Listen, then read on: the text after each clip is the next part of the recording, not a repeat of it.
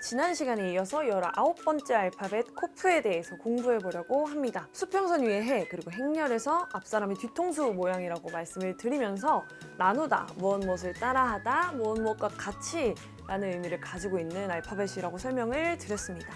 그래서 지난 시간에는 주기, 순환하다 라는 의미의 코프가 들어간 단어 하코프를 보면서 유대교의 절기들과 그 절기들이 예수님을 어떻게 가리키고 있는지에 대해서 우리가 공부를 하면서 마쳤습니다. 절기는 히브리어로 모에드, 정한 때라는 의미입니다.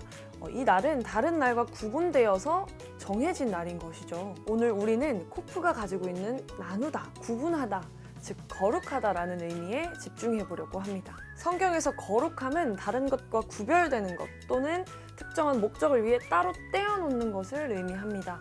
눈에 보이는 표면적인 이 세상의 일반적인 것들, 그러니까 초등학문과 사람의 계명 같은 것과는 구분되는 하늘에 속한 본질적인 것, 감추인 것, 단단한 음식, 하나님의 계명, 하늘의 지식을 말합니다. 코프의 거룩함은 특별히 하나님의 거룩함을 상징합니다. 지난 시간에 이 코프가 바브와 카프가 합쳐진 모양이라고 말씀을 드렸는데요. 각 알파벳의 숫자 값을 더해보면 26이 됩니다. 이는 여호와를 의미하는 아도나이와 같은 숫자 값이 됩니다. 이 하나님의 거룩함은 세상과 그냥 떨어져 있다고 해서 나온 것이 아닙니다. 오히려 하나님은 육신을 입고 이 땅에 오시기까지 했으니까요. 사실 이것이 성경이 말하고자 하는 진짜 거룩입니다. 코프는 소피트자가 아닌데도 선 아래로 낮게 쓰인 알파벳이었던 것처럼 예수님은 이 땅에서 하나님의 말씀에 죽기까지 복종하심으로 낮아지셨죠. 이것이 바로 예수님의 거룩하심입니다. 그리고 바울은 이러한 예수님의 마음을 가지고 예수님을 본받으라고 하기도 했습니다. 그래서 예수님처럼 이 세상에 살아가지만 아버지의 말씀을 듣고 순종에 구별되는 것이 성경이 말하고자 하는 거룩입니다. 그리고 이러한 자들을 성도라고 합니다. 고린도에 있는 하나님의 교회 곧 그리스도 예수 안에서 거룩하여지고 성도라 부르심을 받은 자들과 또 각처에서 우리의 주, 곧 그들과 우리의 주 되신 예수 그리스도의 이름을 부르는 모든 자들에게 우리가 앞서서 거룩이 다른 것과 구별되는 것이고 어떤 것을 위해 따로 떼어놓는 것을 의미한다고 말씀을 드렸는데요. 성경에서는 하나님과 다시 하나가 되기 위해 떼어놓는 것을 말합니다. 희생제물을 뜻하는 코프가 들어가는 히브리어 단어가 고르반인데요. 하나님께 가까이 가다라는 의미가 있기도 합니다. 또 그들을 위하여 내가 나를 거룩하게 하오니 이는 그들도 진리로 거룩함을 얻게 하려 함이니이다. 곧 내가 그들 안에 있고 아버지께서 내 안에 계시어 그들로 온전함을 이루어 하나가 되게 하려 함은 아버지께서 나를 보내신 것과 또 나를 사랑하심 같이 그들도 사랑하신 것을 세상으로 알게 하려 함이로소이다. 하나님께서는 우리에게 당신이 거룩하시니 우리도 거룩하라고 명령하셨습니다. 오늘 우리가 공부하고 있는 코프가 문법적으로 무엇을 따라 무엇과 같이 라는 문법적인 의미가 있다고 말씀을 드렸는데요. 하나님의 말씀을 따라 하나님과 같이 될 때, 그러니까 하나님의 형상을 반영할 때 우리는 거룩해질 수 있습니다. 그리고 이런 하나님의 형상으로 우리를 변화시켜 주시는 분이 바로 진리의 영이신 성령님입니다. 우리가 다 수건을 벗은 얼굴로 거울을 보는 것 같이 주의 영광을 보매 그와 같은 형상으로 변화하여 영광에서 영광에 이르니 곧 주의 영으로 말미암음이니라. 지난 시간에 우리가 같이 공부했던 사람이 에덴에서 나와서 다시 에덴으로 돌아가게 된다는 이야기 기억나시나요? 성경을 관통하고 있는 주제는 바로 하나님의 형상을 잃게 된 사람이 다시 하나님의 형상을 회복하고 다시 하나님의 영광을 보는 것입니다. 그래서 아까 따로 떼어놓는 이유가 다시 하나님과 하나가 되게 하기 위함이라고 했는데요. 우리가 다시 하나님과 하나가 되기 위해서, 그러니까 구별되기 위해서는 속된 것을 분별할 줄 알아야 합니다. 그래서 우리에게는 하나님의 지혜와 지식이 필요한 것이죠. 속된 것이라는 게 그냥 우리가 생각하는 뭔가 도덕적으로 옳지 않은 것, 바른 생활을 하지 않는 것을 말하는 것이 아닙니다. 속된 것은 진리가 아닌, 그러니까 하나님의 말씀이 아닌 모든 것을 말합니다. 예를 들어서 아담과 하와는 결국 하나님의 말씀이 아닌 사단의 말을 따라서 그들 눈에 보기 좋은 것을 선택했습니다. 선과 악을 구분하지 못한 것이죠.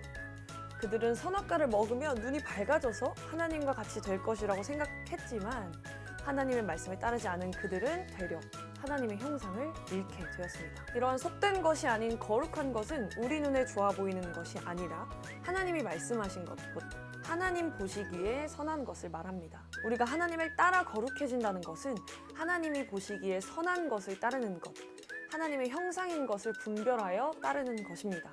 그리고 이것을 영적 예배라고 합니다. 너희는 이 세대를 본받지 말고 오직 마음을 새롭게 함으로 변화를 받아 하나님의 선하시고 기뻐하시고 온전하신 뜻이 무엇인지 분별하도록 하라. 이러한 하나님의 형상을 잃지 않기 위해서 또 얻기 위해서 우리는 하나님의 말씀을 따라야 합니다. 하나님의 형상을 얻는 것, 그러니까 하나님의 말씀을 얻는 것은 우리가 잘 알고 있듯이 예수 그리스도를 말합니다. 그 중에 이 세상의 신이 믿지 아니하는 자들의 마음을 혼미하게 하여 그리스도의 영광의 복음의 광채가 비치지 못하게 함이니 그리스도는 하나님의 형상이니라.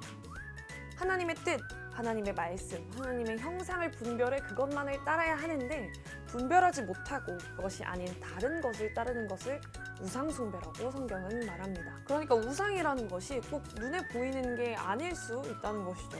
하나님 말씀인가?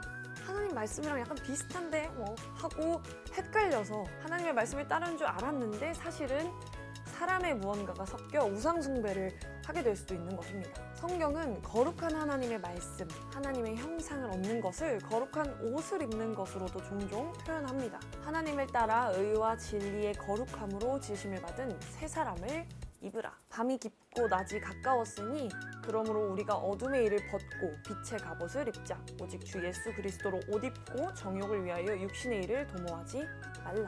먼저 읽었던 에베소서 말씀에는 하나님을 따라 새 사람을 옷 입는 것으로, 그리고 로마서에서는 어둠의 일이 아닌 빛의 갑옷을 입는 것, 그리고 이어서 바로 예수 그리스도를 옷 입는다고 말하고 있습니다. 예수님이 빛이시니까요. 사람이 거룩해지기 위해서는 앞서 에베소서 말씀대로 하나님을 따라야 합니다.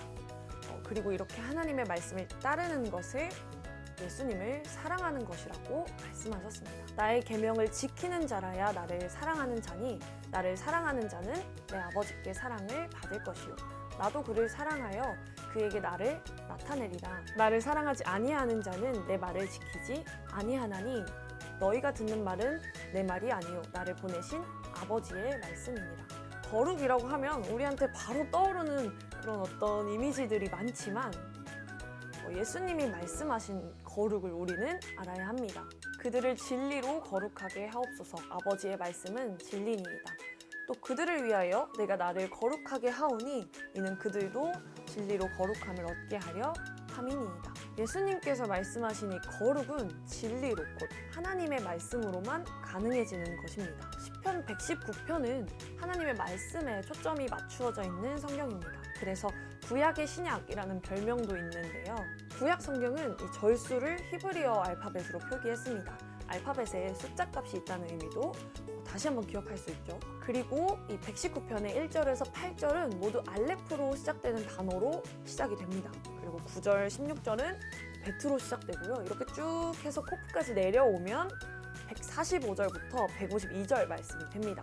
말씀을 한번 볼게요. 여호와여 내가 전심으로 부르짖었사오니 내게 응답하소서. 내가 주의 교훈들을 지키리이다. 내가 주께 부르짖었사오니 나를 구원하소서. 내가 주의 증거들을 지키리이다. 내가 날이 밝기 전에 부르짖으며 주의 말씀을 바랐사오며 주의 말씀을 조용히 읊조리려고 내가 새벽녘에 눈을 떴나이다. 주의 인자하심을 따라 내 소리를 들으소서. 여호와여 주의 규례들을 따라 나를 살리소서. 악을 따르는 자들이 가까이 왔사오니 그들은 주의 법에서 머니이다. 여호와여 주께서 가까이 계시오니 주의 모든 계명들은 진리니이다. 내가 전부터 주의 증거들을 알고 있었으므로 주께서 영원히 세우신 것인 줄을 알았나이다. 이 145절을 히브리어로 보면요, 부르짖다가 가장 먼저 나옵니다. 히브리어로는 카라입니다.